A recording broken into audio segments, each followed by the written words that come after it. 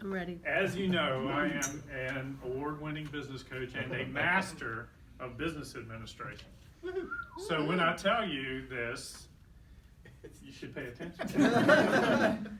The one thing that we can do as business people, the one area, if we manage this correctly, will make the difference between success and failure. The one thing, what I have discovered. And that is the concept of moments of truth. Moments of truth.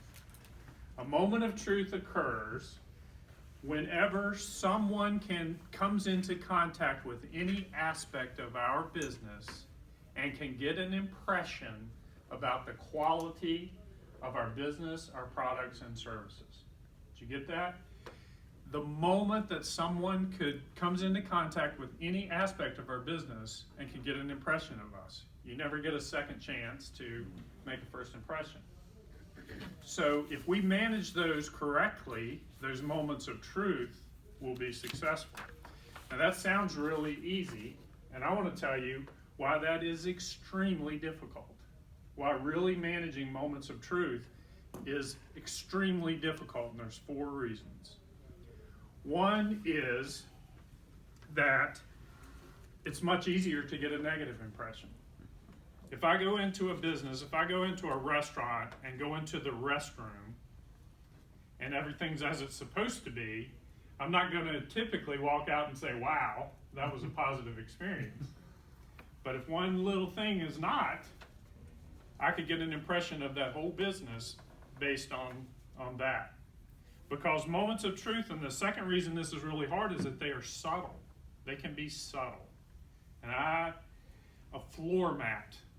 Walking into a store or an office and there's a little bit of dirt on the floor mat. That's an opportunity to get an impression, but it's so subtle, right? So they can be hard to see. And then third reason that it's so hard to manage moments of truth is that we get used to them. If I work in an office and it has a dirty floor mat, I might have noticed it the first day, maybe even the second day, but after a week, months, years, I am stepping right over that floor mat. But it's an opportunity that someone could get an impression on us based on that one little subtle thing that I've gotten used to. And number 4 is, for us to manage moments of truth, sometimes it does require us to be picky, to be really picky. And that can be difficult. When Kelly noticed that her employee was wearing white socks and she thought customers might get an impression on us, she might hesitate to approach that person because it might come across as picky or petty. So let me give you a quick example. Our B&I sheet. Has anyone noticed that there is a word misspelled on this? Just one? So, this is a moment of truth.